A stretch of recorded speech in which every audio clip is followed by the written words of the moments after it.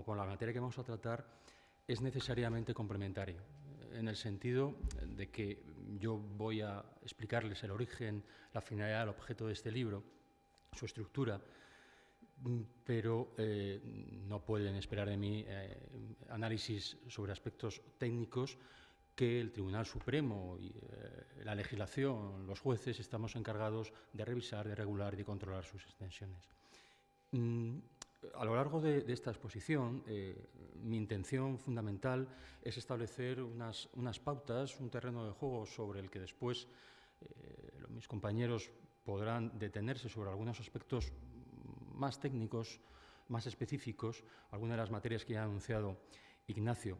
Huelga decir que esta primera introducción, un poco para enfocar el estado del arte de la cuestión y el origen de este ejemplar que tenemos aquí, lo que pretende ser es una conversación.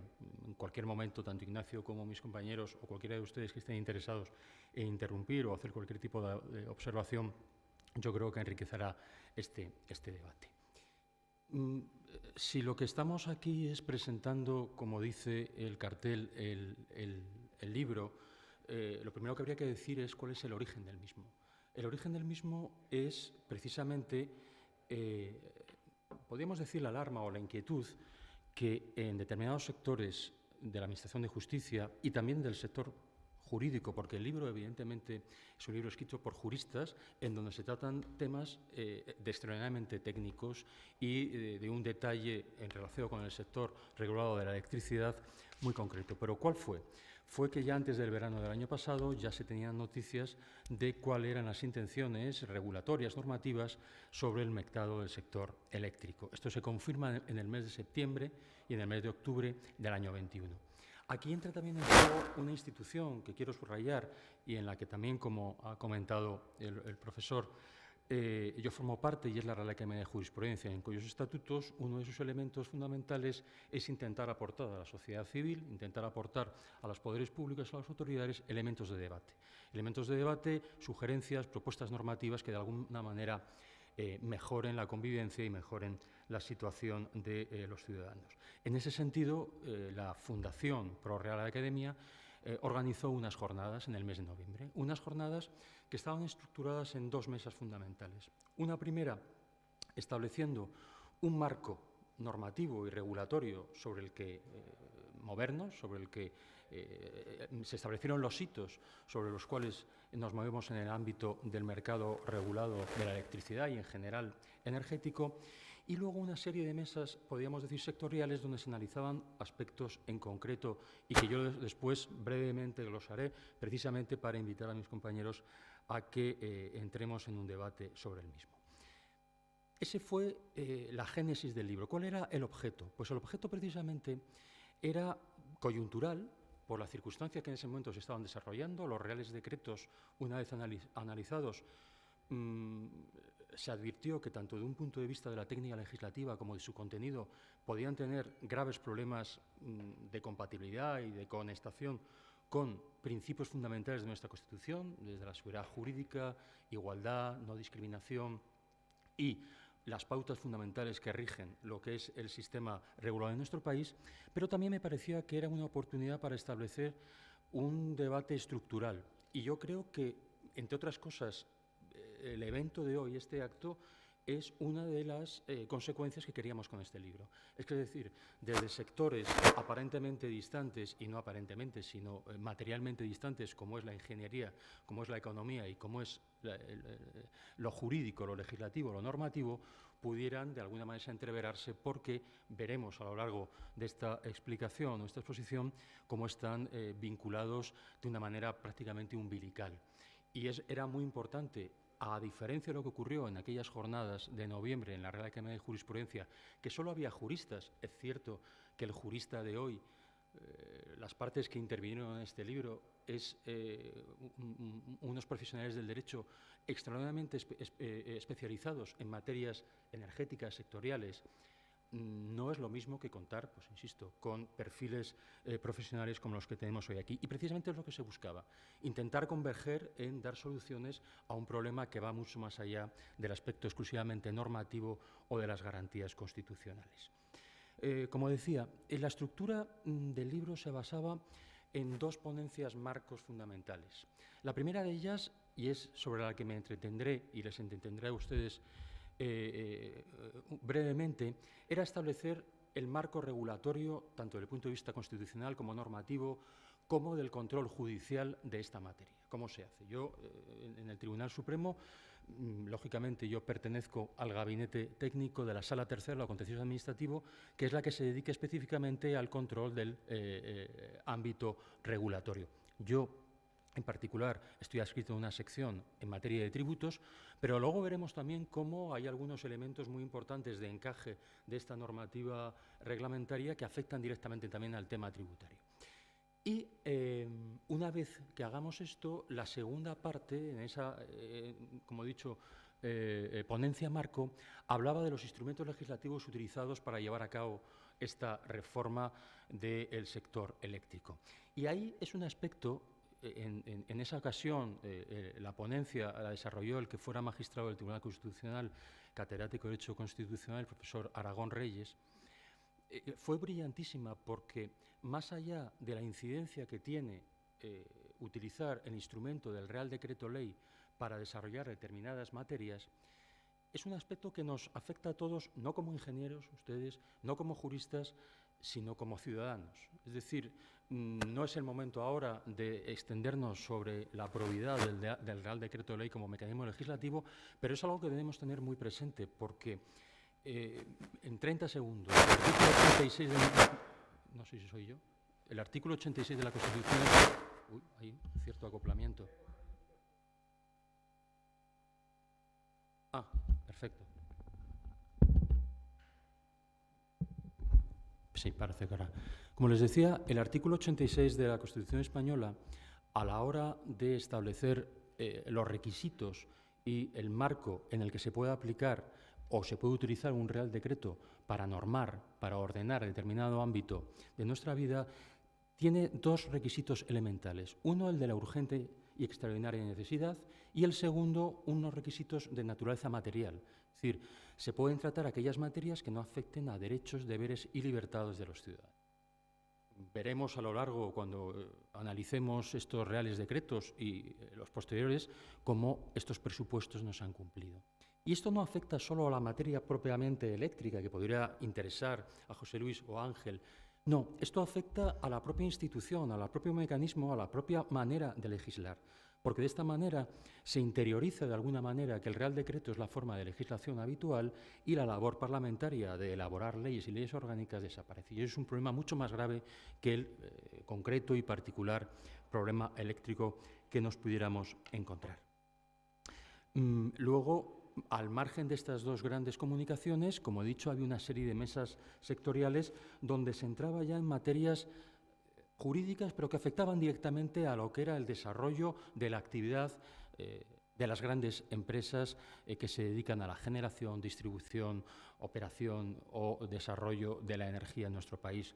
Me estoy refiriendo, por ejemplo, al tema también se ha anunciado, de la contratación bilateral y los problemas de concreción que tenía y cómo afecta a principios fundamentales de nuestro ordenamiento jurídico. El tema de las subastas obligatorias, que a la fecha aún no se han activado, pero que desde un punto de vista preventivo ya veremos cómo ofrecen una cantidad de problemas jurídicos extraordinarios. Y también lo vamos a ver a continuación, no solo en cuanto al ordenamiento jurídico nacional, sino tenemos que tener en cuenta, al hablar de toda esta materia, que estamos en un ámbito armonizado desde el punto de vista de la Unión Europea. Por lo tanto, no podemos actuar como un elemento al margen de estas circunstancias. El sistema marginalista y la fijación de precios es un tema absolutamente esencial para las empresas, tanto gasistas como eléctricas, y ha sido tratado, si me permiten, con cierta precipitación, ligereza, y además hay un elemento de práctica legiferante absolutamente ineludible. Si tenemos un Real Decreto 1721 y a las pocas semanas tenemos un Real Decreto 2321, intentando explicar lo que se dijo en el primero, algo nos ha fallado. Yo me pongo en el pellejo de cualquiera de ustedes que diseñan una turbina y a la semana siguiente tienen que diseñar otra porque hay algún problema termodinámico y aquello salta por los aires. Quiero decir, estas cosas es elemental, por no hablar de estas nuevas fuentes del derecho, como las notas explicativas entre Real Decreto y Real Decreto. Bueno, una precipitación que, insisto, no se ajusta a la sensibilidad del tema. Y había una segunda jornada, como les anuncié, también recogida en este texto, que era el encaje de estas reformas normativas con aspectos concretos. Uno de ellos, la fiscalidad, desde luego. Esto me afecta directamente en las materias que yo trato. Veremos luego cómo la propia naturaleza de la reforma encaja mal con las figuras previstas en nuestro sistema fiscal, por no hablar otra vez del marco europeo, y el encaje también, como digo, lo he comentado antes, con la Unión Europea. Es un tema tanto regularizando como de armonización y aquí no podemos actuar por libre, ni muchísimo menos. Para finalizar lo que es la estructura y el desarrollo del libro, he de advertirles algo que si alguno de ustedes compra o echa un vistazo al ejemplar, se va a dar cuenta y que ocurre mucho en el ámbito de la literatura jurídica. Y es que estas jornadas se celebran en el mes de noviembre del 21, el libro se publica en el mes de febrero aproximadamente y de pronto Putin decide invadir Ucrania. Por lo tanto, los dos últimos capítulos que tratan sobre la estabilidad reguladora y el desarrollo de energías renovables, que antes hablábamos en este corrillo, o el tema del problema global de alza de precios, está absolutamente desfasado porque la coyuntura geopolítica ha sido radicalmente diferente en esos últimos 4 o 5 meses. Por lo tanto, vemos cómo escribir en materia fundamentalmente jurídica prácticamente es una moneda al aire. Yo he tenido que en muchas conferencias y muchas exposiciones tener que advertir que todo lo que decía el libro o todo lo que decía aquel artículo carecía ya de interés porque había una disposición normativa que había acabado con todo aquello sobre lo que uno había reflexionado. Bueno, pues ese es un caso paradigmático. Finalmente, podríamos converger en 3 ejes que se ha querido buscar con este libro y que, insisto, me es grato ver que concurren en esta sesión. Un análisis jurídico, tanto desde el punto de vista jurisdiccional como normativo, lo veremos ahora con el tema del control. Un ámbito técnico, hay muchas cosas que a mí todavía me cuestan trabajo comprender, cuando hablan de determinaciones de precio, como hablan de retribuciones, cuando hablan del MICBAS, cuando hablan del megavatio. Insisto, me cuesta mucho seguir un debate de esta naturaleza. Y luego, y esta va directamente a Ángel cuando sea su turno, un aspecto también de naturaleza, podríamos decir política, estratégica. Estamos, insisto, en un ámbito regulado, donde la intervención estatal en aspectos que en principio obedecen, por ejemplo, la fijación de precios o la libre competencia, no son así exactamente, porque tenemos una serie de filtros, una serie de bridas, tanto de naturaleza administrativa como de naturaleza, al final, política. Que el objetivo se haya cumplido queda, al final, en la decisión de los lectores. Insisto, si alguno quiere interrumpirme, sin ningún problema, voy ahora a exponer, como he dicho antes, desde un punto de vista eminentemente jurídico, cuál es la situación y entreverando en cada momento aspectos de naturaleza técnica. ¿Por qué se hace un libro de esta naturaleza en un tema tan específico? Lo he anunciado anteriormente. Tiene una triple complejidad esta materia, una complejidad técnico-económica. Son diversas las fuentes de energía, tanto en su obtención como en su almacenamiento. Hay también una dificultad a la hora de identificar las magnitudes para proceder a la retribución de los inversores. Hay criterios contradictorios en ocasiones y límites muy notables. Un segundo problema, una segunda complejidad, siempre desde el punto de vista del jurista, insisto en enfatizar este rol, problemas organizativos. Hay también una pluralidad de operadores y fases. He dicho generación, he hablado de transporte, de distribución, de comercialización, donde interactúan todos a la misma vez. En ocasiones las empresas además tienen todas esas facetas en una misma organización empresarial o institucional. Por lo tanto, la precisión a la hora de regular toda esta materia tiene que ser exquisita. vuelvo otra vez a reprochar a estos reales decretos la precipitación por la que se ha entrado a regular aspectos, insisto, tan sensibles como son estos de naturaleza organizativa. Y por último, hay una complejidad normativa. La complejidad normativa es de una densidad extraordinaria. Ahora mismo, una vez más, a la fecha de hoy, a 31 de mayo, hay 4 directivas y 4 reglamentos que regulan la materia regulatoria de energía y gas a nivel europeo y a nivel nacional. Pero es que además, tengan en cuenta, sobre todo desde el punto de vista del control jurisdiccional, que cuando nos viene una demanda de una empresa o de un particular, o incluso del abogado de Estado, cuando así hubiera sido estimado en la instancia, nos vamos a encontrar que tenemos que manejar normativa no solo específicamente relacionada con el sector eléctrico, sino también con el urbanismo, con la competencia, con el consumo y, por supuesto, con el medio ambiente. Con lo cual nos genera un conjunto normativo en ocasiones inabarcable y con una motorización prácticamente también el iuris novit curia que se dice de los juristas, en el sentido de que cuando uno pone una sentencia tiene que conocer todo el derecho, es absolutamente inviable en la situación en la que estamos. Vistas las 3 complejidades, ¿cuáles son las claves regulatorias del mercado eléctrico en nuestro país? Dejando al margen, y que no es poco, el tema europeo porque es inaprensible en este momento, constitucionalmente, ¿qué tenemos que tener en cuenta? En primer lugar, una distribución de competencias perfectamente clara por el artículo 149 de la Constitución. Nos indica, tanto a nivel autonómico como estatal, en pocas ocasiones también local, cuáles son la distribución de competencias en esta materia. Pero luego también tenemos, fundamental, artículo 45, relativo al medio ambiente, y artículo 38 en cuanto a la libertad de empresa. Pero todo ello directamente influenciado, directamente vinculado con principios constitucionales de carácter general, pero que son invocables en cada una de las demandas, en cada una de las resoluciones en esta materia.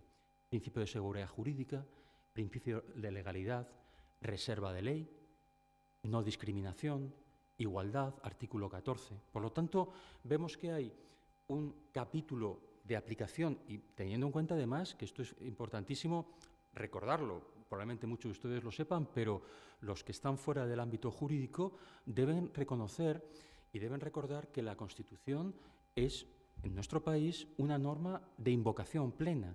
No es como en otros países que forma un marco normativo sobre el cual ampararse, sino que la Constitución usted puede invocar el artículo 14 como si fuera un reglamento, como si fuera una ordenanza municipal. El artículo 14 es directamente aplicable. Igualdad, no discriminación. O el artículo 9, seguridad jurídica. Si una empresa como Iberdrola considera que se está vulnerando el principio de seguridad jurídica a la hora de legislar sobre la retribución o sobre el contrato bilateral, puede invocar ese artículo directamente. No a través del desarrollo normativo posterior, sino como si fuera una norma de directa aplicación. Esto lo ha dicho nuestro Tribunal Constitucional y el Tribunal de Justicia de la Unión Europea.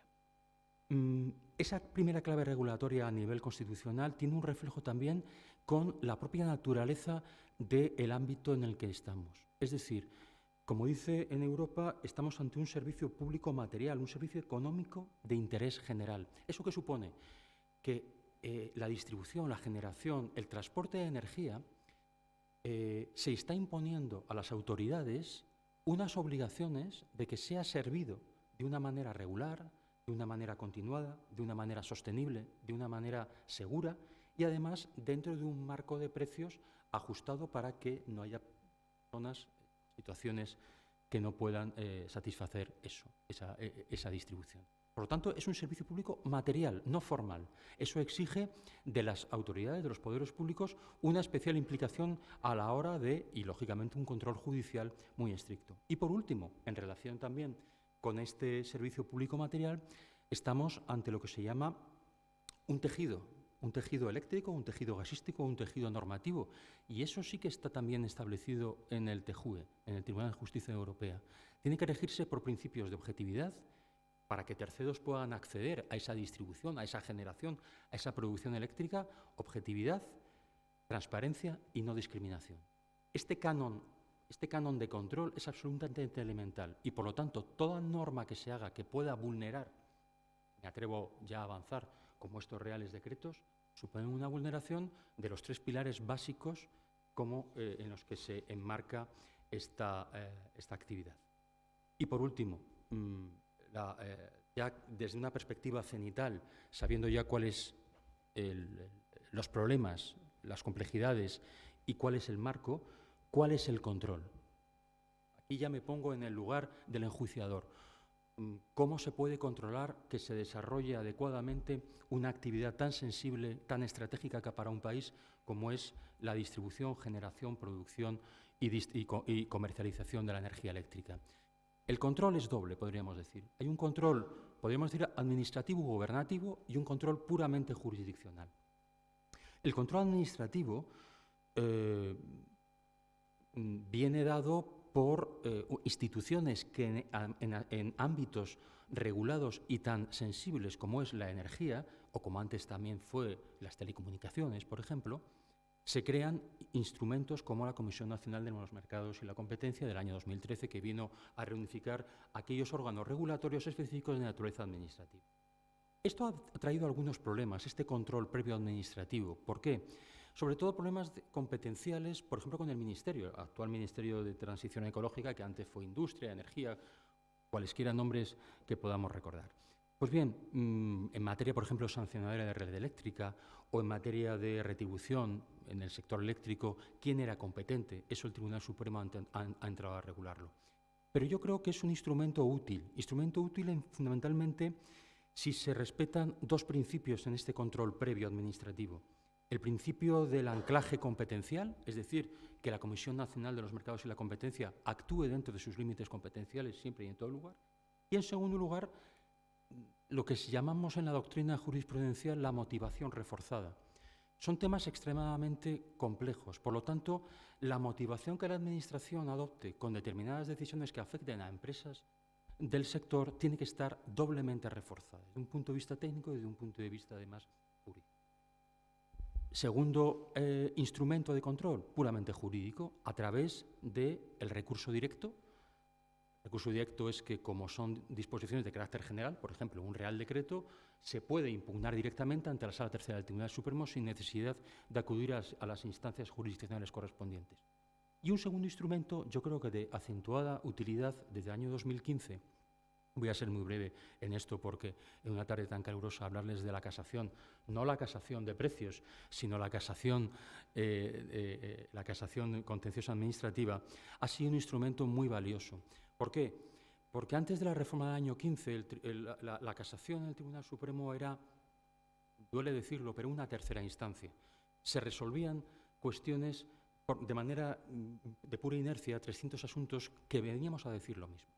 ¿Qué pasa? A partir de esta reforma, el instrumento casacional se le ha dotado a la Sala de un carácter discrecional, tomando influencias fundamentalmente anglosajonas. Ahora ya la Sala decide qué aspectos, qué asuntos, por ejemplo, la impugnación de la tarifación a efectos del bono social, que ahora me dedicaré muy brevemente para no abusar del tiempo. Pues sobre ese tema sí que la Sala se va a pronunciar específicamente, porque tiene una proyección sobre la comunidad jurídica, tiene interés, aunque posteriormente ya cuestiones idénticas ya se inadmitan. ¿Por qué? Porque ya hay doctrina. Esto ha permitido que sobre materias muy complejas y muy concretas la Sala se haya pronunciado. He anotado aquí algunas, por ejemplo, la modulación de la responsabilidad por incumplimiento en materia de registro de instalaciones eléctricas, en materia de aplicación de metodologías retributivas o la naturaleza del importe del peaje de acceso por parte de las empresas eléctricas. Insisto, temas muy concretos y que por parte de la Sala Tercera del Tribunal Supremo se entiende que tiene una proyección y que tiene un valor doctrinal para toda la comunidad jurídica. Retos. Desde el punto de vista del control judicial. Hace unos meses José Luis tuvo también la amabilidad de venir a campo contrario. Hoy yo estoy jugando fuera de casa, él vino a un proyecto de investigación en la Universidad de Santiago de Compostela a hablar de la inteligencia artificial y el derecho procesal, y él le invitamos para que nos hablara de cómo se utilizaba la inteligencia artificial en otros ámbitos del conocimiento, no en el derecho, sino en la energía. Otros vinieron para hablarnos de la inteligencia artificial en materia de seguridad, otros también en materia de desarrollo militar. Pues bien, en esas jornadas nos dimos cuenta que en estas materias que el algoritmo está siendo tan absolutamente elemental para tomar decisiones que afectan a aspectos nucleares, elementales del mercado, del sector eléctrico, la capacidad de conocimiento por parte de un juez de la toma de decisión es absolutamente elemental. La praxis habitual de la justicia era conocer desde un determinado acto una causalidad a un efecto. Ahora nos podemos encontrar con las circunstancias de que se haya tomado una decisión en un momento dado al socaire de un algoritmo y ese algoritmo sea un black box y digamos, ¿y cómo se ha llegado de A a B si no conocemos cuál ha sido el desarrollo interno? Eso es, desde el punto de vista de la evaluación jurídica, eso es extraordinariamente complicado y tendremos que aprender y ayudarnos mucho de los que saben de este tema para poder desentrañar cuál ha sido realmente la vinculación, la relación entre una decisión y una consecuencia. El bono social, y ya termino, es un ejemplo claro de este aspecto y de cómo además a veces determinadas medidas legislativas pueden ser contraproducentes. En mi sala, en el año 2016, la Asociación de Empresas Eléctricas, ASEME, impugna la tarificación a través del bono social por ser discriminatorio porque afectaba a unas empresas y a otras que no. Por parte de la sala se estima esa impugnación y se dice efectivamente el bono social es discriminatorio y se anula. Es recurrido por el abogado del Estado, primero en incidente de nulidad, que se desestima, y luego ante el Tribunal Constitucional. Además, el abogado del Estado dice, oiga, mire, es que ustedes tenían que haber planteado una cuestión prejudicial a Luxemburgo porque es un tema que no está claro. Y por parte de la sala se dijo lo contrario. Se dijo, no, esto es un tema perfectamente de acto aclarado y por lo tanto no es necesaria que planteemos la cuestión prejudicial. Esto hace que la sala vuelva a plantear la cuestión prejudicial. Estamos ya en el año 18. En el año 19, el Tribunal de Justicia de la Unión Europea vuelve a dar la razón al Tribunal Supremo y nosotros, en estos últimos meses, hemos dictado 4 o 5 sentencias anulando el bono social. Moraleja, desde el año 16 al año 22 han pasado 6 años. Hemos tenido, en este caso, la Asociación Española de Empresas Eléctricas, 6 años con un bono social teniendo que liquidar, como dice el asistente, unas cantidades innecesarias por una protección jurídica, una tutela judicial que yo a veces la he definido no como tutela judicial efectiva, sino como tutela judicial afectiva, porque va mucho más allá de lo que realmente la Constitución prevé. Termino esta exposición anunciándoles o tan solo enfatizando algunos de los problemas que yo estoy muy interesado en que tanto ustedes como mis compañeros de mesa desarrollen más específicamente. En materia de contratación bilateral, a pesar de la contrarreforma operada por el Real Decreto 23-21, sigue habiendo un problema, que esto seguro que José Luis nos podrá explicar, en los supuestos de contratación bilateral entre filiales de las mismas empresas. Es un tema que todas las grandes eléctricas en España lo sufren. En el tema de subastas obligatorias hay una cuestión que se nos ha planteado ya no de un punto de vista teórico o académico, sino en las subastas obligatorias, muy brevemente ya saben que se exige, me parece que es el artículo 3 del Real Decreto, se exige que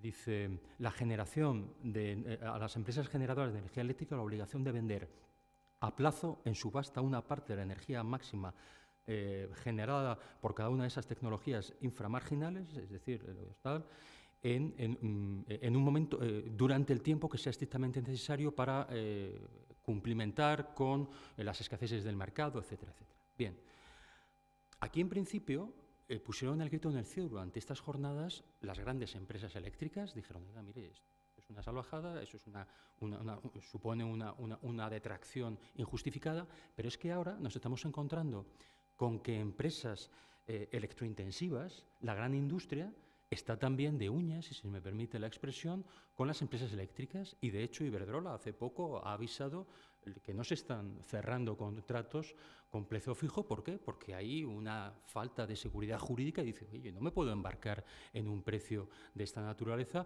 cuando tengo la incertidumbre del desarrollo de estas subastas.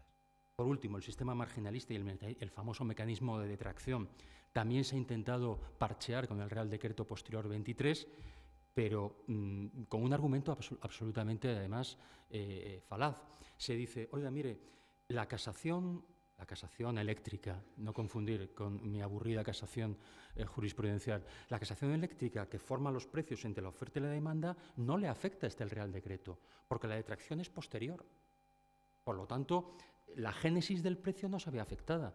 Sin embargo, hay un efecto de corrección posterior, incluso además se define esta corrección como exceso de retribución, dice concretamente el Real Decreto.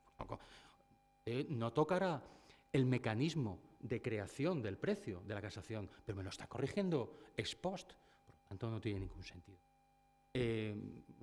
Luego ya durante la charla podremos hablar sobre consecuencias fiscales. Solo advertir que yo, por ejemplo, en este libro no se ha tratado en absoluto, por razones lógicas, ni el Real Decreto 622 ni el 1022, que afectan tanto a los topes como a la singularidad ibérica, sobre lo que también yo posteriormente haré una anotación con respecto a un decreto hermano que dictó el 14 de mayo Portugal.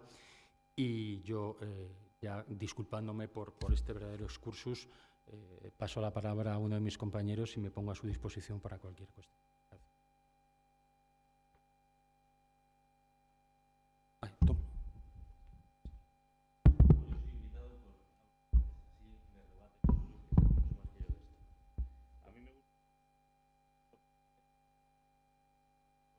De Ingenieros Industriales, a la Asociación de Antiguos Alumnos, a mis compañeros José Luis Rapún, que trabaja en una empresa competidora pero amiga, y a Raúl, que probablemente, al doctor Cancio, probablemente le esté de candidato o al Premio Nobel de Economía, porque no hay de derecho respecto, se ha entendido la regulación eléctrica por fin, o a participar en el programa de Iker Jiménez por el nivel de esoterismo que tiene la regulación eléctrica y si es capaz de descifrarla, ¿no? Vamos a ver, en el AE nos debemos hacer bastante listos, porque el liceo anglo-español, porque este es un tema francamente complejo. Yo quisiera, primero, hay algún punto de conexión con lo que ha mencionado Raúl, pero me gustaría elevarme sobre por qué estamos donde estamos en esta verdadera situación de una farragosidad tremenda en la regulación eléctrica. Yo vengo de un sector, yo soy del oil and gas, yo soy petrolero. Como compañía nos hemos metido en el mundo de la multienergía, estamos en todo menos en la nuclear y el carbón, y nos creíamos que en la ficción de que vivíamos en un mundo de libre mercado, donde no estábamos en un sector regulado, y la verdad es que, aún estando en el oil and gas, nos estaban regulando mucho por los temas, lógicamente, de transición energética, cambio climático, pero ya entrando en el mundo eléctrico nos hemos visto en lo que yo denominé con bastante éxito, porque ahora lo usa todo el mundo, al menos en mi compañía, el tsunami regulatorio en que estamos. Yo creo que el tsunami regulatorio parte de una estrategia equivocada en el plano de cómo las autoridades españolas y europeas, y ahí luego entramos en el tema europeo y español y en el mercado marginalista, han definido cómo tiene que ser la regulación eléctrica. Entonces, aquí básicamente los que llevamos mucho tiempo en energía siempre definimos qué tiene que hacer un sistema energético y, por tanto, la regulación de un sistema energético. Básicamente, tiene que responder a lo que ya denominamos el trilema. El trilema básicamente es un triángulo donde hay que equilibrar tres objetivos. Tres objetivos que son el de la seguridad de suministro, que ahora con el tema hemos visto que quizás lo habíamos descuidado un poco, no España especialmente, quizás Europa o Alemania mucho más que nosotros. El tema, lógicamente, de la sostenibilidad, y además, por mucho que se hable de las renovables, como yo no conozco ninguna fuente de energía que no tenga externalidades, todas tienen externalidades y, por tanto, el aspecto de la sostenibilidad es clave y, desde luego, no sé si llamarle competitividad, asequibilidad o lo que sea. Es decir, que el precio de la energía sea un precio, digamos, sostenible también económicamente. Y además en la Escuela de Ingenieros Industriales, pues para los que somos industria, pues es muy, muy relevante. O sea, el precio de la energía está afectando muchísimo a la competitividad de la industria europea y, por tanto, Europa lleva 20 años perdiendo industria. Y eso, el precio de la energía no es ajeno a ello. Un tema, bueno, Europa, por ejemplo, oye, somos la región del mundo, Estados Unidos también, gracias al fracking, por cierto, pero Europa es la región del mundo que más emisiones ha reducido. Digo, uy, qué bien, digo, somos buenísimos gracias a la regulación europea. Ya, pero es que 2/3 se ha producido por deslocalización industrial, que se ha ido a China, con estándares medioambientales mucho menos exigentes. Bueno, dentro de ese trilema, la regulación eléctrica en concreto y energética en general ha puesto mucho más peso, y es legítimo, pero ha puesto mucho más peso en la parte de sostenibilidad, ya descuidando bastante tanto la seguridad de suministro, repito que España no tanto, y la ley, por ejemplo, sobre el tema de diversificación de fuentes de suministro de gas, yo creo que es el límite de tener un único suministrador. Arias Cañete en la Unión Europea se preocupó mucho por el gas, por el tema de la diversidad de suministro. Arias Cañete y la Dirección General de Energía en aquella época con Gristori no estaban a favor de Nord Stream, pero digamos el factor de la competitividad se nos olvidó bastante. Antes se nos olvidó bastante. Y en ese momento pues surgieron cosas como un sistema de retribución a la introducción de energías renovables que garantizaba un precio equivalente en aquella época de 400 euros el megavatio. Nos escandalizamos ahora con 200. Pero básicamente con tecnologías que no estaban maduras, este país, luego Miguel Sebastián sacó en un libro que se habían equivocado ya, pero es que nos está costando en el precio de la electricidad por 20.000 millones a los españoles, ¿no? Entonces, claro, llega un momento en el que la electricidad ya no solo tiene un precio de generación, que podemos discutir si es alto o menos alto, sino que además pues, tiene una serie de componentes adicionales, fiscales, parafiscales, cargos. Podemos hablar de otras cosas, tú que has hablado, Raúl, del tema de la fiscalidad, de los instrumentos parafiscales que están de moda, como los fondos estos de sostenibilidad que sacan para evitar seguir los principios constitucionales que rigen las normas fiscales. Pero claro, llega un momento en el que de repente, mucho antes de la guerra de Ucrania, nos encontramos con unos precios insostenibles de la energía. Y surge el espasmo, ¿no? Y por eso de repente se entra en un proceso de regulación absolutamente atropellado, absolutamente disparatado, como tú bien has dicho, irónicamente, que no sé si se ha entendido, que esa nueva fuente del derecho consiste en una nota red eléctrica hecha del Ministerio intentando rectificar un real decreto, una norma con rango de ley, en la cual además, desde el punto de vista técnico, pues hay unos principios generales también de consulta pública, etcétera, es decir, de garantizar que la audiencia, tanto general como informada, es capaz de opinar y que no se respetan. Y por eso hemos entrado en esta situación absolutamente de pues la regulación espasmódica. Es una regulación, perdona, yo voy más al punto político que al puramente técnico desde el punto de vista jurídico, que es cuando se hacen las cosas mal, por los nervios. Ahora bien, hay cosas en las que yo creo que este gobierno tiene más razón que un santo. El sistema marginalista de fijación del precio eléctrico que nos marca Europa, aunque hay países que han logrado manejarlo de maneras distintas, por ejemplo, Francia con su nuclear, Alemania con sus subvenciones, gracias a que no tiene tanto déficit público ni tanta deuda, son capaces de mitigar los efectos nocivos que está teniendo para la competitividad europea este sistema, pero el sistema marginalista se concibe inicialmente como un sistema en el cual tiene sentido en la medida de que optimiza la tecnología, o sea, al final logra optimizar el que las tecnologías que en cada momento son las más eficientes compitan y son las que finalmente son capaces de generar ingresos. En un momento en el que eso se cae y la única tecnología que fija el precio es el gas, para mí el sistema marginalista carece absolutamente de sentido. Y es verdad que el otro día yo estaba viendo el panel que estaba el presidente del Gobierno con Timmermans, el vicepresidente de la Comisión Europea, y el presidente del Gobierno español le criticaba el sistema marginalista. La contestación de Timmermans fue: bueno, esto es muy complejo, nos ha costado 30 años diseñarlo y a ver cómo lo arreglamos.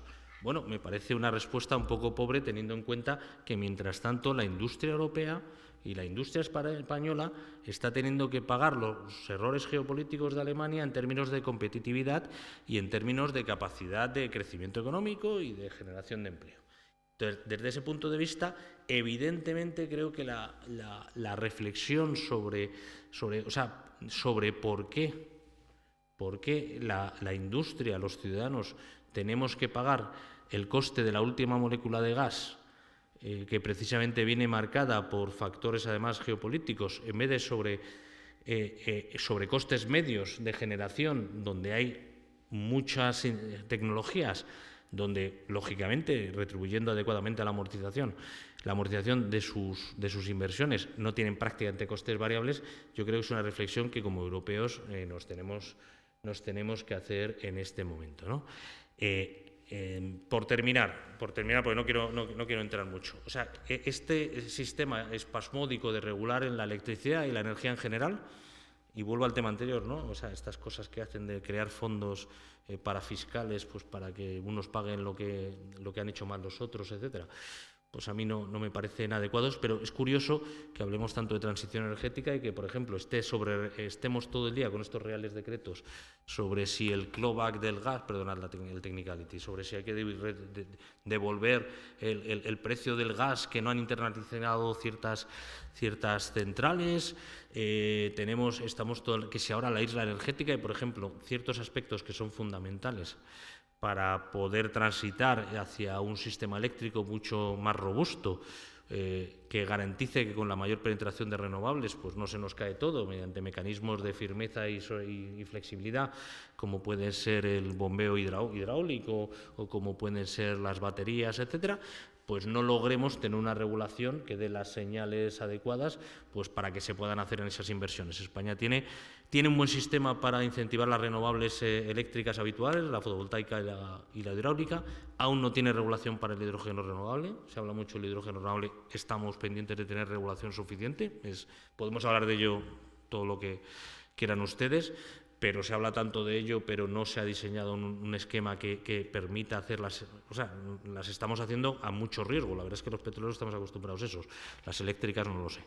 Pero digamos que nosotros estamos diseñando inversiones sin tener un marco regulatorio medianamente cierto, y lo del tema baterías, del tema del bombeo hidráulico, que son necesarias para lograr un sistema eléctrico estable, competitivo, en un escenario de una mucho mayor penetración de renovables, como prevé nuestro Plan Nacional de Energía y Clima, pues no está ahí. O sea, que estamos sobreregulando aspectos del sector y no estamos, yo creo que cubriendo suficientemente otros.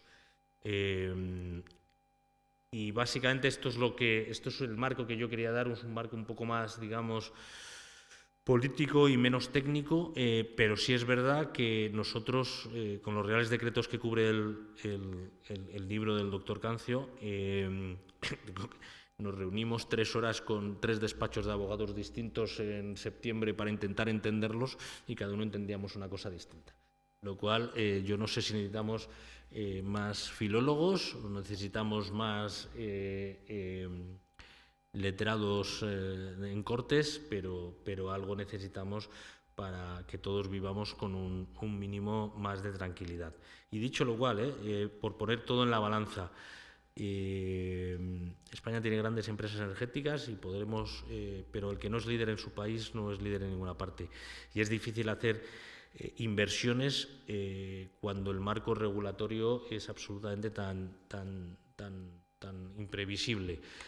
Pero repito, creo que hay parte de este problema que no solo es imputable al regulador español.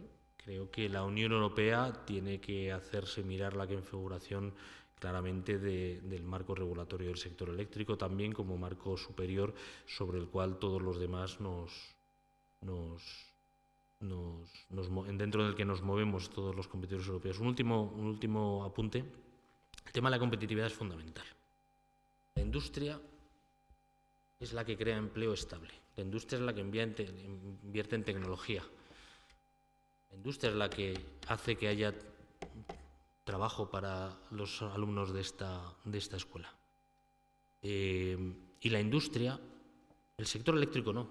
El sector eléctrico es un medio para que un país, por eso está tan regulado también, para que un país pueda desarrollar el resto de su actividad económica.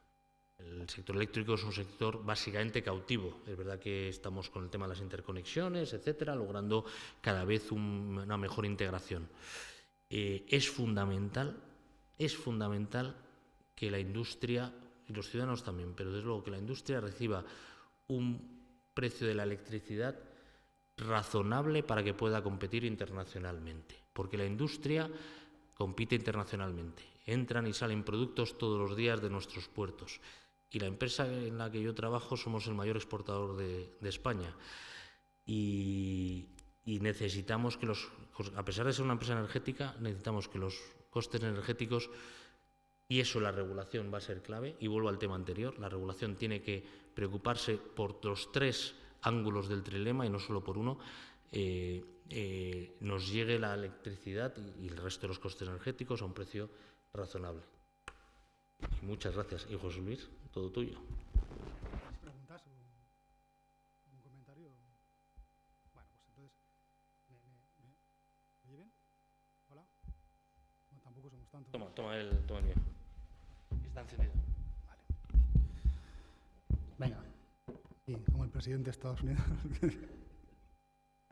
No, bueno, yo, Ángel, ya que decías que empresa competidora pero amiga, es cierto. Adicionalmente, has mencionado lo de la gestión de los riesgos.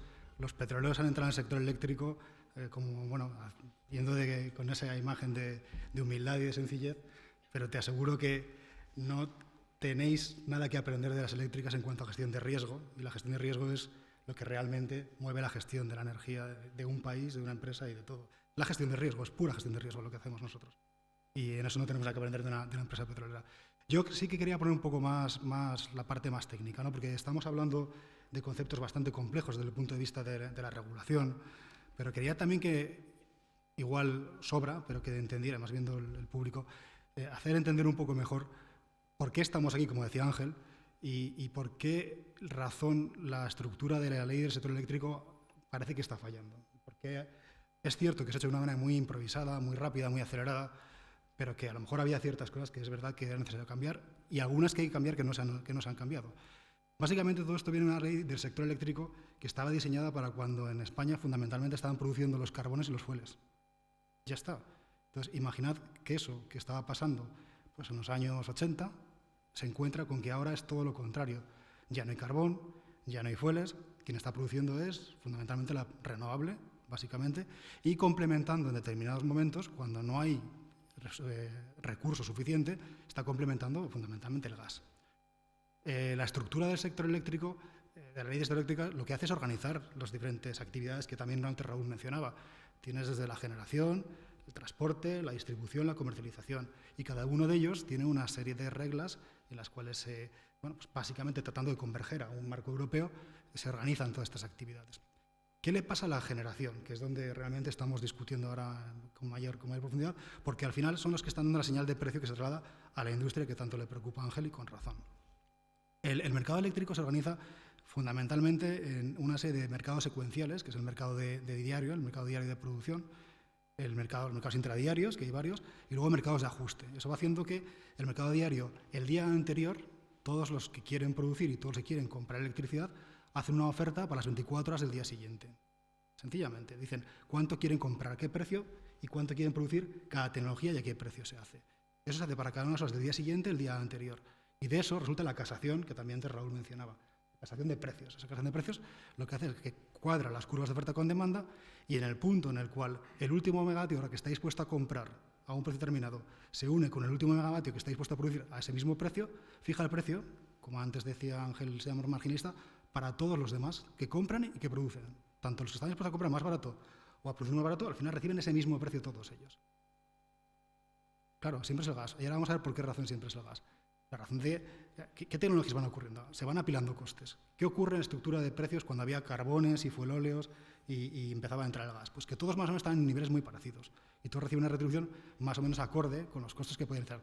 ¿Había más demanda? Bueno, pues entonces a lo mejor entran los fuelóleos más caros, los carbones estaban prácticamente funcionando en base, las nucleares estaban cobrando un precio que retribuye una inversión muy alta en cuanto a costes fijos, y realmente al final pues había un equilibrio relativamente estable y fuerte. ¿Qué pasa ahora? Que efectivamente, cuando hay producción renovable suficiente, de hecho los ciclos combinados no funcionan en absoluto, y ahí no están marcando el precio de los ciclos combinados. Pero en cuanto haya una hora o unos poquitos megavatios que hagan falta para suministrar la electricidad que no está dando la producción renovable, te encuentras con que el ciclo combinado marca el precio de todas las tecnologías. ¿Eso es bueno o es malo? Pues bueno, también, en primer lugar, eso permite que las tecnologías marginales, que son el ciclo combinado fundamentalmente, y en algunas cosas la hidroeléctrica, que también podemos hablar de ella, reciban sus costes variables. Y nada más que sus costes variables. Por tanto, no pueden estar recuperando sus inversiones.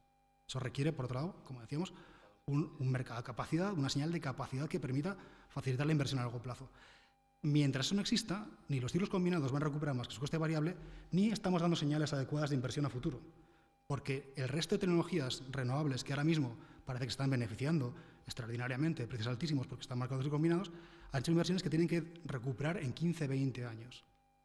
Si no damos la señal hacia el futuro de que la retribución va a permitir recuperar también inversiones muy elevadas en el largo plazo, mientras no haya un mecanismo de capacidad suficiente, el marginalismo es la única herramienta capaz de proporcionar señales de inversión de largo plazo y hacer que las más eficientes sean las que se construyan para beneficiarse de esos diferenciales de precio que van a tener con respecto a sus costes variables y que permitan recuperar sus costes fijos en cada momento. Esa es una de las ventajas del marginalismo. La otra es que para mí es evidente. Vosotros cuando vais a comprar una barra de pan no estáis preguntando en qué horno se ha hecho. Si lo ha hecho el horno del chino o lo ha hecho el horno de Carrefour. Sencillamente estáis comprando pan y el pan vale lo que vale. ¿Por qué hay que pagar la barra de pan más barata a la que ha hecho el chino que la que ha hecho si es el mismo pan en todos los sitios? Y vas al mercado y tienes ese mismo pan, ¿no? Luego tienes tu turno. Entonces, esa típica comentario que se hacía, que el marginalismo implica que voy a comprar pollo y me lo cobran al precio de solomillo, no es verdad. Porque el solomillo sabe a solomillo y el pollo sabe a pollo y se usa para cosas y para otras. Los electrones son los mismos, todos. Los que cuando enchufáis una cosa ahí, lo que salen son electrones y salen del mismo sitio y se han producido con lo que sea. Entonces no tiene sentido retribuir un mismo bien con precios distintos porque además de esa manera fomentas tanto la competencia como das adecuadas señales de inversión. Dicho todo esto, que es marginalismo y que podemos seguramente no estar de acuerdo porque no lo estamos.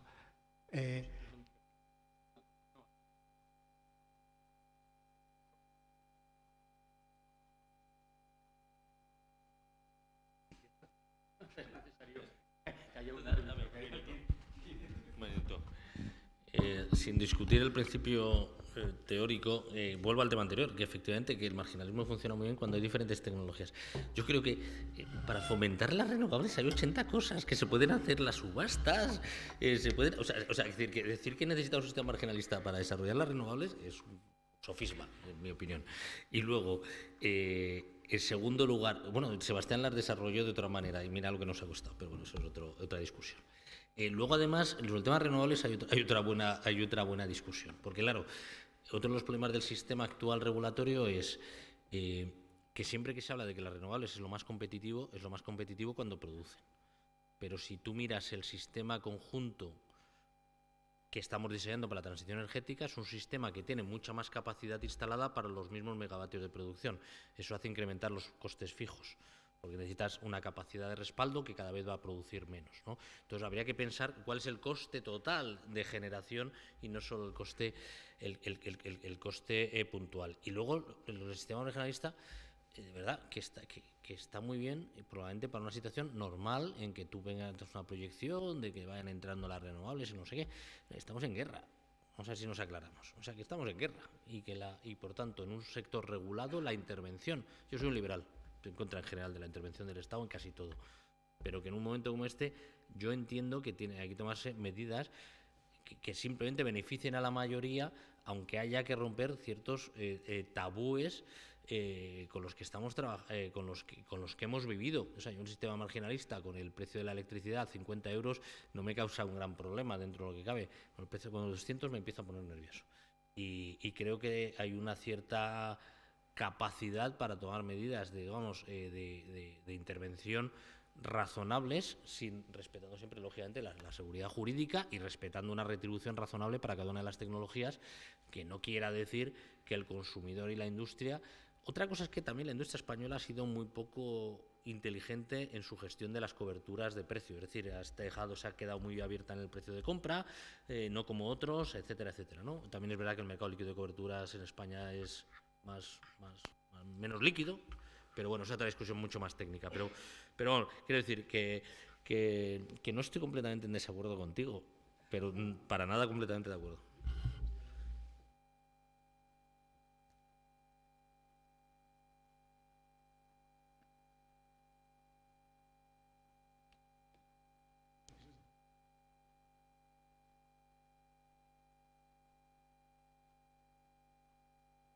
Creo que no te funciona tampoco, pero toma.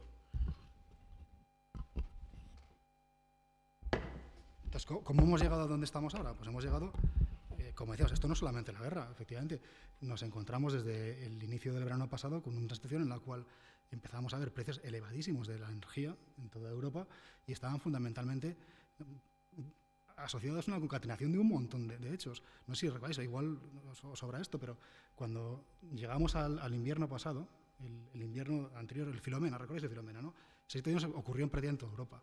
Un invierno muy frío, un invierno muy frío, en el cual Europa entró con almacenamientos relativamente, por ejemplo, de gas, que es lo que estaba marcando luego el precio, muy elevados, almacenamientos en niveles muy altos, porque veníamos de una pandemia. Hay que recordar que venimos de una situación en la cual los precios estaban totalmente primos. Estamos pagando 20 y 30 euros megavatio hora, lo que ahora estamos pagando a 400. Entonces veníamos de almacenamientos de gas llenísimos, porque no había demanda, se siguieron elevar hasta muy arriba, pero entramos en un invierno muy frío que consiguió empezar a bajar rápidamente esos almacenamientos.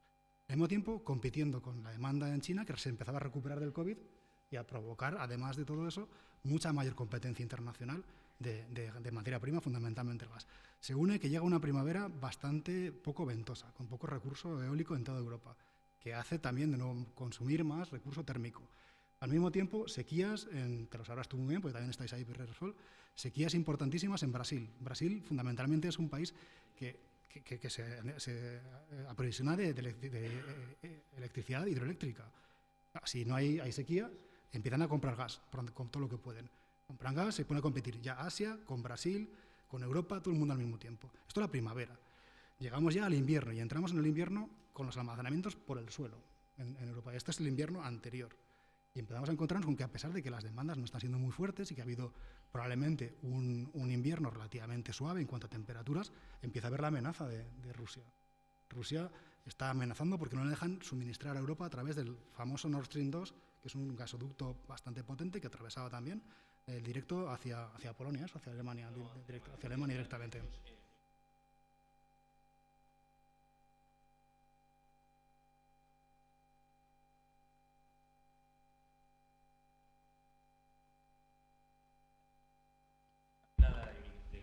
De la inversión de empresas occidentales respecto a las fuentes de energía tradicionales, lo cual ha debilitado muchísimo la posición europea. Es decir, de esto no es culpable el mundo de la inversión, aparte de la regulación, no es culpable el mundo de la inversión. Es decir, aquí a los occidentales nos han dicho, a las petroleras, nos han dicho que no invirtamos en gas. De hecho, que el gas es muy malo y que invirtamos solamente en renovables. Nosotros todo el dinero que ganamos lo ganamos del petróleo y del gas, pero el 35% de nuestras inversiones están yendo a renovables, ¿no? A low carbon. Bueno, eso es una decisión consciente que se ha tomado en la, vamos a decirle, en la conjunción de lo que podríamos llamar sociedad informada, regulador, mundo de la inversión. Bueno, ahora nos encontramos en una situación de debilidad tremenda, buscando por el mundo carbón y gas. Bueno, es cada uno que se lo que sepa lo que mire hacia atrás y que sepa lo que ha pasado. No, bueno, pues también por terminar de centrar donde estamos, hemos llegado a esta situación en la cual, a partir de aquella amenaza de Rusia, pues ya entró la invasión de Ucrania, que en el fondo no tiene un gran impacto ni en el suministro ni en los precios, al final, realmente. Pero bueno, entonces, ¿qué es cierto? ¿Qué ocurre? Con toda esta situación, que es donde empieza a fraguarse el Real Decreto 17 y el 23, que son los que comentaba Raúl, empieza a haber una necesidad de intervenir. ¿Intervenir para qué? Intervenir para, como decía antes Raúl, para reducir los beneficios extraordinarios que supuestamente estaban haciendo las empresas productoras de electricidad. Entonces, cuando el gas está marcando precio porque le cuesta producir a ese nivel de precio, no tiene un beneficio extraordinario. Cuando el resto de tecnologías inframarginales se han dedicado a ser vendidas a clientes a plazo, nadie compra electricidad para mañana en España, más que algunos clientes industriales que se quedan abiertos. Entonces, toda la producción de las empresas eléctricas está vendida con 12 y 24 meses de antelación. Por tanto, de traer, que es lo que hacía el Real 17, unos beneficios extraordinarios cuando la producción está vendida a 50, hacía 2 años, es lo que no tiene ningún sentido y es una pura detracción y una pura intervención, una confiscación absoluta de Entonces, ¿qué hicieron después? Salió el Real Decreto 23, que lo que intentaba era, oye, haz como si no hubiera pasado nada, muy propio de este gobierno. Lo que dices, la he liado, fue cuando Iberdrola empezó a avisar, oye, yo no voy a ser capaz de vender electricidad a clientes, además de todo eso, cuando me traspasen estos costes, los traspasaré a mis clientes, que lo van a acabar pagando ellos. En ese momento se creó el Decreto 23, que intentó decir, oye, venga, lo que tengas vendido a plazo, no te lo detraigo. Pero claro, todo eso con tanta complejidad, tan atropellado. Antes Ángel decía, un proceso de consulta pública, es lo mínimo. Cualquier país europeo con una cierta cultura de la regulación habría creado un proceso de consultas de varios meses, gente participando, dando sus opiniones, interviniendo, despachos de abogados que al final son los que posteriormente van a tener que ir a ayudar a Raúl, a ayudar a las empresas a que decidan qué pasa con todo esto, porque al final pues no. Pero es un poco lo que hablaba al principio, que mi intención es trasladarles al ámbito práctico y comercial lo que son mimbres normativos y doctrinales que serían aplicables a cualquier otro mercado. Lo que pasa es que este es especialmente sensible y especialmente cualificado. Entonces, si estamos en el ámbito, por ejemplo, de la construcción de árboles de Navidad, no vamos a tener estos problemas, primero porque no está armonizado, porque no es tan complejo, lo que he dicho yo en la primera intervención. Pero es que al tratar una materia tan absolutamente sensible, tan absolutamente específica, se vulneran pilares esenciales de una regulación. Por ejemplo, con el tema de las subastas obligatorias, que lo hemos tocado tangencialmente y que afortunadamente yo creo que todavía no se aplica. En las subastas obligatorias hay un problema, en primer lugar, relacionado con lo que les he comentado al principio, con carácter general, el Real Decreto Ley. ¿Hay una urgente necesidad en regular el tema de las subastas obligatorias? ¿Está afectando a derechos, deberes y libertades de los ciudadanos? Yo lo creo que sí, y a través de personas jurídicas. La indeterminación del ámbito temporal de las subastas. Esto parece mentira que estemos en la Escuela de Ingenieros Industriales. Yo tengo que decirlo así, ¿eh? Yo pensaba que en los juzgados había visto ya todo, ¿no? El tema de la proporción de medios y fines. Para lograr el fin que se busca con las subastas, que es fomentar la contratación a plazo, ¿se puede introducir un mecanismo tan disruptivo como esas subastas obligatorias, coactivas? Las subastas, las ofertas confidenciales, se han tratado de una manera absolutamente epidérmica, sin ninguna regulación solvente. El volumen de energía a ofertar en esas subastas, ¿dónde está? ¿Hay algún desarrollo normativo al respecto? En absoluto. Los sujetos se pueden participar.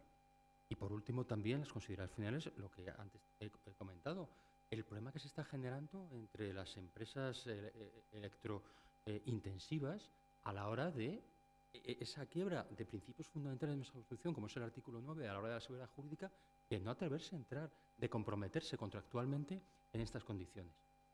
Y quería añadir una cosa que antes tampoco comenté, y era el tema de la perspectiva fiscal. Hay un problema más allá del desarrollo normativo de los reales decretos, y es la naturaleza, antes José Luis lo ha comentado, el tema de la minoración. ¿Cómo se justifica esa minoración? Nos movemos al margen ya de la regulación, sino al tema puramente tributario. Nos situamos en el tema puramente fiscal, que no es baladí cuando estamos hablando de facturaciones de esta naturaleza. Lo primero que hay que hacer es una taxología de esa minoración. ¿Qué es? Estamos hablando, por entendernos todos, que el Estado detrae, mecanismo de detracción, minora unas hipotéticas ganancias que va a tener, que José Luis las ha desmentido por la situación en la que estamos a la hora del tema del precio del gas. ¿Eso qué naturaleza tiene? ¿Es un tributo? ¿Es una tasa? ¿Es un precio público? ¿Es un gravamen? Bueno, técnicamente lo podríamos ubicar como prestación pública patrimonial de carácter no tributario, porque efectivamente no es un tributo, pero se está detrayendo a una persona jurídica para el Tesoro Público. Bueno, para construir una prestación de esta... ¿Puedes repetir la definición? Sí, sería prestación pública patrimonial de carácter no tributario. Claro, sí, en efecto. Esto académicamente está claro. Hay prestaciones públicas no tributarias en el ordenamiento jurídico nacional y están previstas también en el ordenamiento tributario. Están reguladas en el artículo 106 del Tratado de Funcionamiento de la Unión Europea y exigen 3 requisitos básicos. En primer lugar, que el objeto tenga un interés económico general. Podríamos discutir. Bueno, Podríamos discutirlo si hay un interés económico en la situación, en la coyuntura geopolítica en que estamos. Pero fíjense los dos requisitos adicionales: proporcionalidad y, en segundo lugar, la trilogía de lo que le hablé antes: objetividad, transparencia y no discriminación.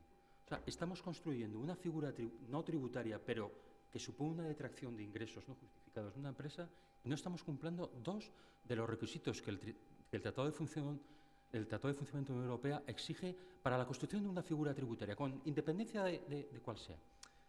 Esto vengo a decir una vez más, y yo vuelvo a hablar de mi libro, como decía Ignacio al principio, como umbral. Creo que es fundamental, si a alguien le llega este streaming, darse cuenta de que los experimentos en materia eléctrica tienen que hacerse con gaseosa. Y normativamente es una irresponsabilidad intentar regular una materia tan sumamente específica, que necesita una exigencia de una sensibilidad y una especificidad en cada uno de sus aspectos, con reales decretos que se van reformando uno con el otro. Y eso por no hablar, y termino, de lo que se he comentado: el Real Decreto Ley 1022 de 13 de mayo, por el que se establece con carácter temporal un mecanismo de ajuste de costes de producción para la reducción del precio de electricidad en el mercado mayorista. Este Real Decreto tiene, como he dicho, no viene incluido en el libro por razones cronológicas, pero tiene su hermano gemelo en Portugal, Decreto 33/2022 de 14 de junio. Bueno, ¿por qué el legislador, en este caso el legislador ejecutivo, porque no es el legislador, como les he dicho al principio, constitucionalmente previsto? Ha sido el Ejecutivo el que ha hecho este Real Decreto. ¿Por qué el legislador reglamentario de Portugal ha tenido la previsión de incorporar un artículo 14 que dice, y me va a perdonar porque estoy traduciendo el portugués directamente: el gobierno portugués, de acuerdo previo con el gobierno español, podrá determinar o suspender este mecanismo de ajuste por razones de interés público o circunstancias excepcionales? Es decir, Portugal ha dicho, oiga, mire, esta singularidad ibérica, nosotros no vamos a tener una cláusula de salvaguarda por si la cosa se complica. Cuestión que no tenemos en nuestro Real Decreto. Probablemente dentro de unas semanas tendremos otra disposición que reforme nuestro Decreto 1022, copiando lo que ha hecho nuestro país vecino. Por tanto, quiero decir, José Luis conoce mucho mejor cómo es las equivalencias y la distorsión entre el mercado de un 90% de consumo de energía español y el 10% que tiene el portugués. Esto tiene unos efectos que ellos lo han previsto. ¿Por qué nosotros no lo hemos podido proveer? Os haré como curiosidad, este Real Decreto, sabéis que el mecanismo este de reducción del precio, lo que está haciendo es establece una excepcionalidad ibérica asociada a que las interconexiones entre España, la propia península ibérica y el resto de Europa no son suficientes como para que haya una conexión real entre los precios de Europa y los precios de la península ibérica, cosa que también se puede discutir, aunque es verdad en algunos momentos del año.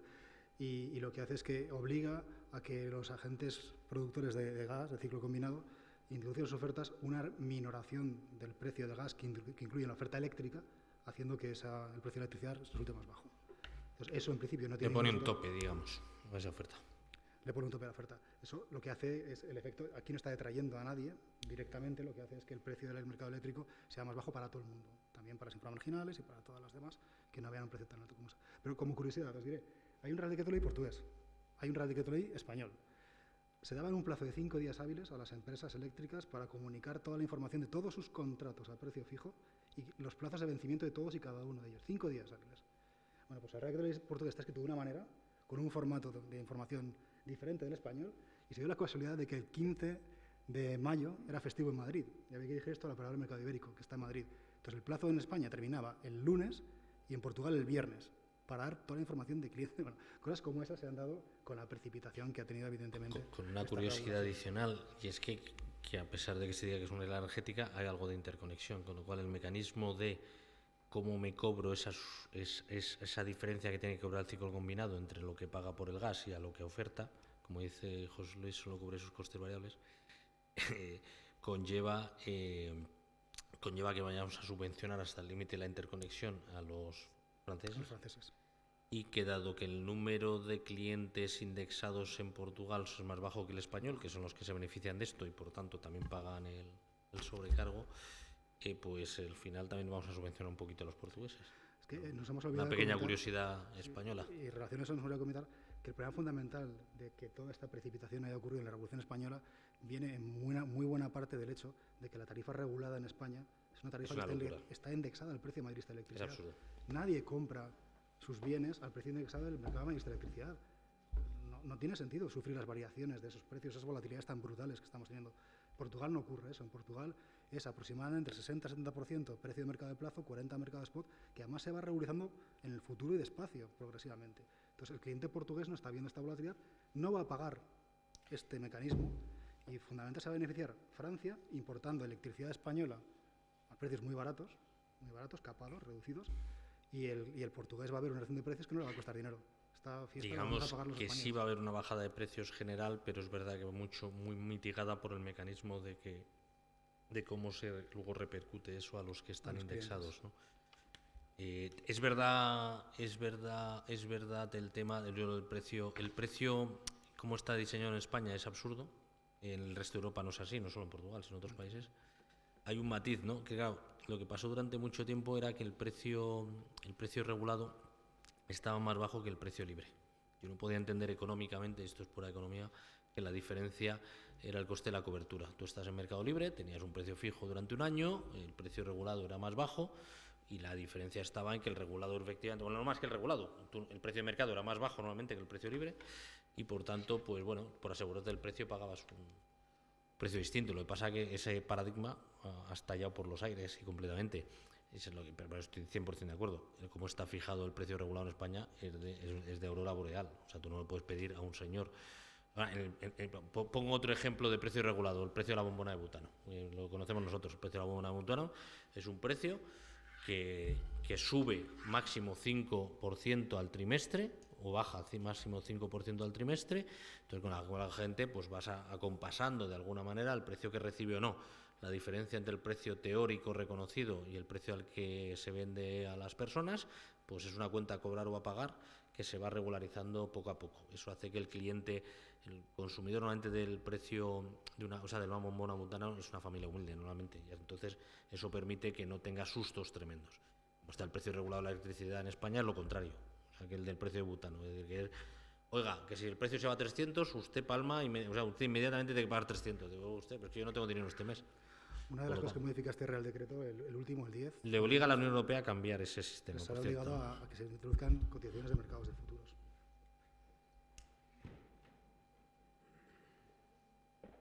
Gracias, José Luis. Tenemos el día hoy con los micrófonos.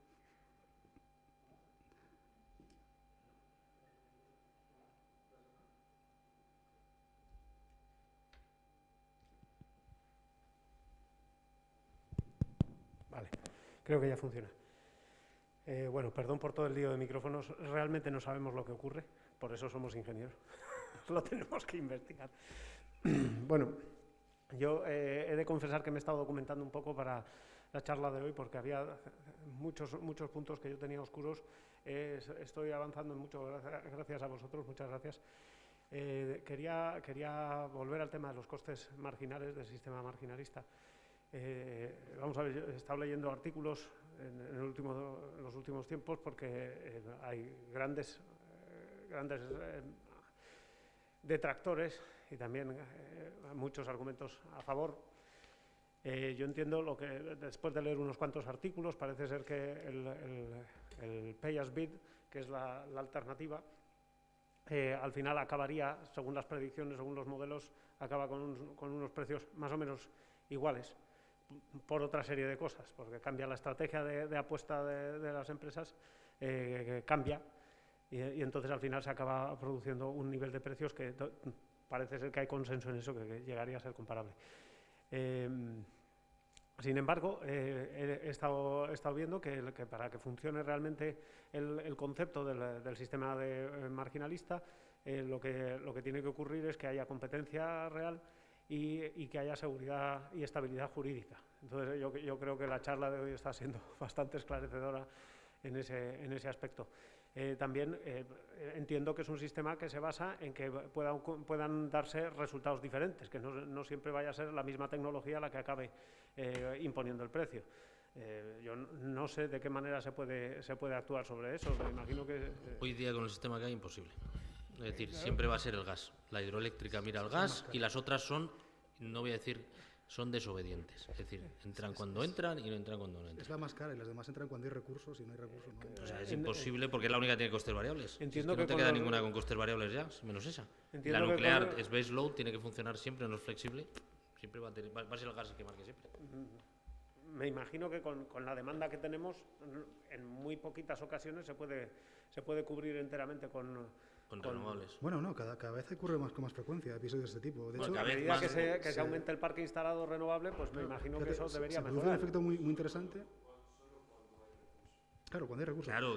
Pues se produce un efecto muy interesante ahora mismo, que es que las horas más baratas de muchos de los días, si os fijáis, de los días laborables y sobre todo los festivos, son entre las 3 de la tarde y las 7 de la tarde. Es cuando el sol en verano empieza a estar. Eso genera eso genera además problemas técnicos de gestión de red que sabe mucho más José Luis que yo, porque va a haber conforme entren las renovables, lo que va a haber es a mediodía vamos a El tener sol, una cantidad de producción de electricidad a precio cero y luego los mecanismos, por eso los mecanismos de retribución del respaldo son fundamentales, ¿no? Es decir, Claro, esos costes fijos que no cubres de los ciclos combinados, que te guste o no, pero claro, las empresas ahora mismo están pensando, ¿qué hago? ¿Cierro todos los ciclos combinados? Entonces, claro, es que hay valles en que no tienes recurso solar ni eólico durante un mes.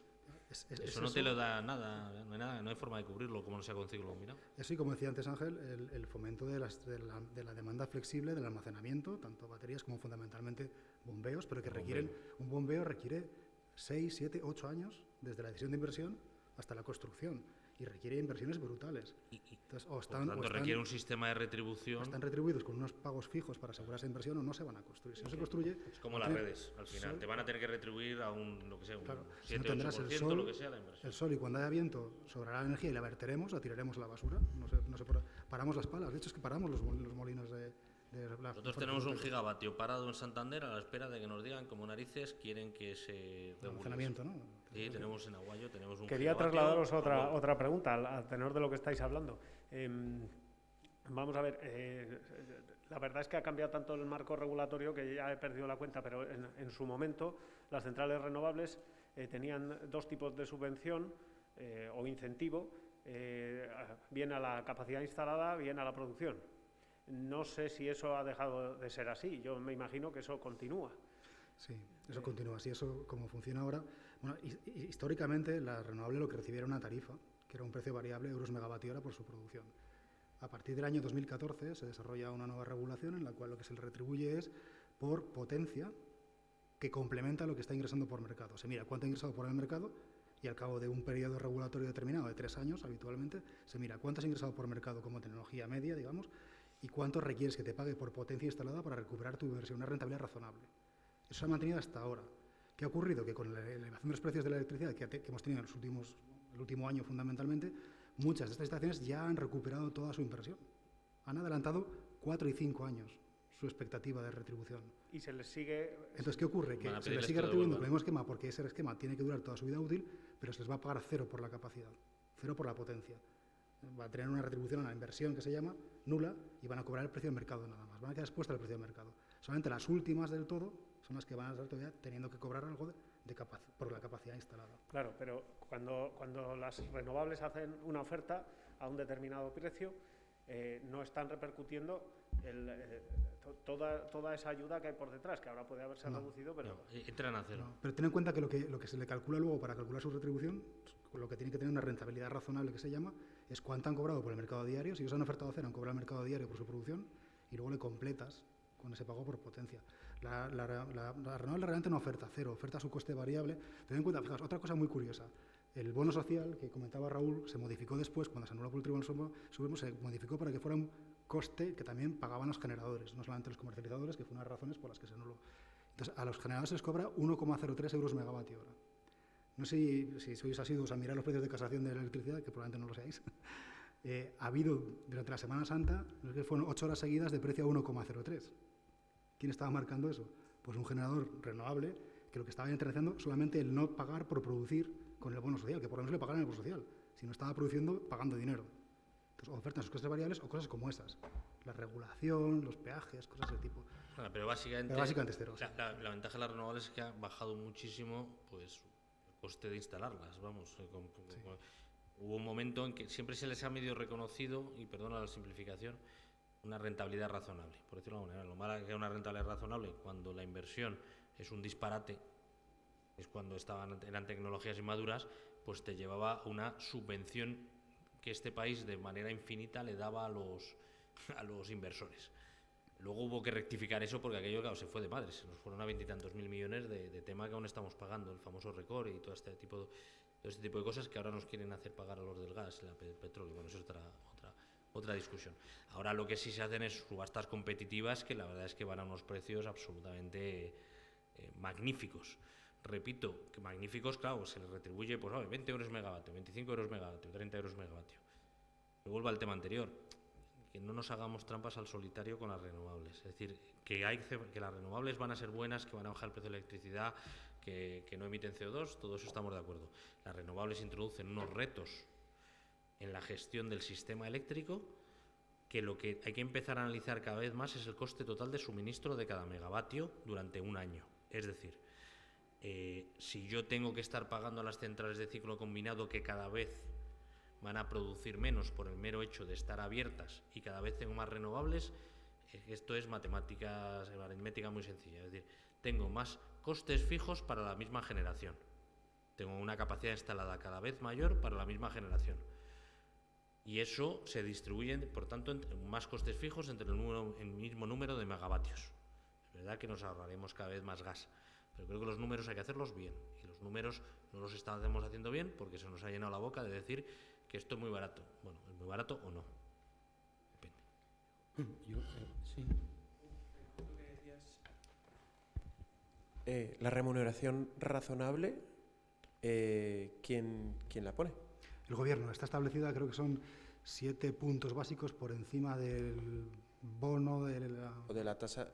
Es una rentabilidad fijada a partir de unos puntos básicos porcentuales con respecto a un bono a no sé cuántos años del gobierno español o algo de ese tipo. O sea, no tiene nada que ver con el radio de cobertura cuando tú te endeudas para montar la renovable. No, es retribuir la inversión de cada instalación. Cada instalación tiene un coste de inversión. Se establecieron, fueron 20.000 instalaciones tipo, que básicamente al final hicieron por años. Pero cada vez más renovable va en contrato bilateral. Sí, es claro, decir, claro, lo que quiero decir es que a Merchant te dejas una parte para coger upside por si acaso, pero tú lo que garantizas es cómo recuperar la inversión mediante un mecanismo bilateral de contratación en el cual alguien te asegura que te paga pum pum pum por tu generación. Le calculas las horas de operación media y le dices, oye Amazon, me vas a pagar no sé cuántos, y con eso digamos tú calculas tal. Luego dejas o no abierto un merchant, depende de tu apetito al riesgo, lo que sea. Entonces, o sea que los mecanismos cada vez son más complejos. No harías a merchant muchas renovables muchas veces, ¿eh? Lo digo abiertamente. No, yo estoy directamente en ello y vamos a PPA casi todo al principio. Gracias. Y ese mecanismo no es accesible para nadie. Ahora todo el mundo o va a subastas, como decía Ángel, o va directamente construyendo merchant contra bilaterales contra clientes industriales. Que cubres gran 15 parte años, de la inversión 20 mediante años. un contrato bilateral. O subasta, una subasta que básicamente ya la subasta se ha llegado hasta a pagar por construir el propio peaje de acceso en Portugal. Ni siquiera te retribuyen, tú pagas porque tienen el acceso y luego ya te lo juegas. Oye, y aquí no hemos cubierto la permisología. Es otro tema muy divertido. No por eso, no tengo ni idea. Pero... Bueno, buenas tardes. Yo creo que está siendo una mesa apasionante, básicamente porque estamos viendo 3 puntos de vista muy distintos. Entonces yo entiendo al doctor Cancio que lo que ha dicho, porque es el mundo de regular el sector energético en estos momentos, y yo diría que desde el año 83, desde que se sacó el Plan Energético Nacional, aquel que cambiaba todo, como tú muy bien has dicho, Ángel, efectivamente siguen siendo parámetros de los años 80 que se han ido adaptando como se ha podido a la evolución de las circunstancias. Yo quería hablar y quería hacer una pregunta nomás, no sé si es pertinente en el sentido de que la mesa es sobre mercados y sobre regulación, pero tampoco creo que sea impertinente o no pertinente. La pregunta es la siguiente. Estamos hablando, como tú, José Luis, has dicho, que la energía tiene que tener tres puntos principales: sostenibilidad, seguridad y competitividad. Entonces, lo que yo me pregunto es lo siguiente. Si al año tenemos 8.600, porque ya no vamos a hablar solo de regulación y de parámetros legales o de lo que se está centrando en la mesa básicamente. Si yo tengo 8.760 horas al año, necesito un sistema energético que me suministre 8.760 horas al año. Por tanto, a la par de renovables, que son muy importantes indudablemente, pues porque responden a esta transición, a la necesidad de encontrar un desarrollo sostenible y medioambientalmente sostenible. Y pregunto, si son sistemas estocásticos, es decir, que tienen una generación energética de 2.000, 2.400, 2.500 horas, vamos a decir. Si luego son energías que se producen por radiación solar, significa que por la noche no producen electricidad. Y el ciudadano y cualquier país en el mundo, y más en estos momentos en los que no, espero que no sea así, pero estamos en un estado de preguerra de alguna manera. La energía es seguridad, defensa y estrategia. ¿Cuál es la opinión de ustedes en cuanto a cómo se soluciona esta situación haciendo una armonía en el suministro energético que contemple las fuentes energéticas realistamente, no solamente en teoría? Es decir, quiero decir que, y luego un último apunte, y ya me callo, que leí hace unos meses sobre que parte del sistema del suministro energético de Portugal había una empresa accionista china que había comprado una parte del sector. Entonces, si la energía es una infraestructura crítica, si el suministro energético es seguridad nacional y estrategia nacional, pues a mí me chocó un poquito que empresas chinas comprarán una parte del sector eléctrico portugués y nada más. Muchas gracias. Yo me atrevo a contestar dos temas. Bueno, es que el tema chino va mucho más allá. El tema chino afecta toda la transición energética, se basa en una serie de no solo de tecnologías. O sea, aquí el poder con la transición energética pasa de una molécula, el petróleo o el gas, a una tecnología, porque el recurso es infinito. Quien tiene la tecnología tiene el poder. Primer tema, pues ahí tenemos que ver quién tiene la tecnología. Pero es que para luego que esa tecnología se transforme en energía, se requieren ciertos materiales donde hay un acaparamiento absolutamente brutal de China. No solo porque no es un problema de dónde están localizadas las reservas, que tienen bastantes, sino además es que son los únicos que por razones medioambientales se atreven a explotarlas o acaparan en países como la República Central, la República Democrática Africana, etcétera, etcétera, ¿no? Entonces, bueno, el tema de geopolítico, totalmente de acuerdo. Bueno, eso ya cada país decide, aprueba o no aprueba a quién vende vamos a ver, el sector energético sí tiene una protección jurídica que lleva a que requiere autorización administrativa, pues una desinversión, nuevamente una inversión de ese tipo. Es verdad, yo creo que no sea el caso de Portugal, que en muchos países eso viene acompañado de soporte financiero que acaba siendo muy problemático. Por ejemplo, Pakistán, que con esto de la ruta de la seda, los chinos se han dedicado a darles préstamos para infraestructuras que luego Pakistán no podía pagar y pretendía acudir al socorro del FMI. Que ahora decían los americanos, en este caso con razón, en la época de Trump, porque el FMI, que está financiado por mí, va a tener que pagar los préstamos que los chinos les han dado a Pakistán para tenerlos agarrados del cuello. Entonces, eso es la primera reflexión geopolítica. Yo creo que el mundo occidental se enfrenta a un dilema tremendo, de darnos cuenta de que una vez pase este horror de Rusia, de cómo plantea Occidente la relación con China. Y en Estados Unidos eso es bipartisano, no es un tema demócrata-republicano. Saben claramente que el enemigo es China, y le llaman el enemigo, no le llaman otra cosa. Y Europa, pues esto de la autonomía estratégica, pues veremos qué pasa. Porque la autonomía estratégica en el corto plazo es un tema muy de largo plazo y que habrá que hacérselo mirar. En el largo plazo, con todo el cariño. Lo siento mucho, yo es que vengo de una petrolera. Hay que buscar de dónde sacar petróleo y gas en el corto plazo. No renuncies a tus objetivos de medio y largo plazo de descarbonización, pero en el corto, y carbón, no estoy diciendo, Alemania va a tener que empezar a levantar allí árboles para sacar lignito del suelo y buscar alternativa al carbón. Es que no hay otra. Es decir, esto no se soluciona en el corto plazo con hidrógeno. O sea, el repower es una cosa de un voluntarismo. O sea, el repower es una herramienta que tiene todo el sentido mirando al medio y largo plazo, y creo que está bien marcada como estrategia de la Unión Europea, pero te dice, queremos reducir nuestra dependencia del gas ruso en 2/3 el próximo invierno. Pero no te dice cómo. Es decir, habla del hidrógeno, de hacer no sé qué. Bueno. Fíjate, Ángel, es que hay un problema en relación con lo que ha preguntado y lo que estás contando, y lo que también al principio ha dicho Ignacio, y es que es un problema estructural que si lo trasladas desde el punto de vista legislativo y jurídico, que es el que necesariamente yo puedo abordar, es mucho más severo y no es coyuntural por el tema de Ucrania. ¿A qué me refiero? Lo hablamos también en aquellas jornadas en Santiago de Compostela con el ejemplo de la inteligencia artificial. En algunos países, la inteligencia artificial desde el punto de vista procesal, jurídico, se está empleando ya. Uno de ellos, casualmente, es China.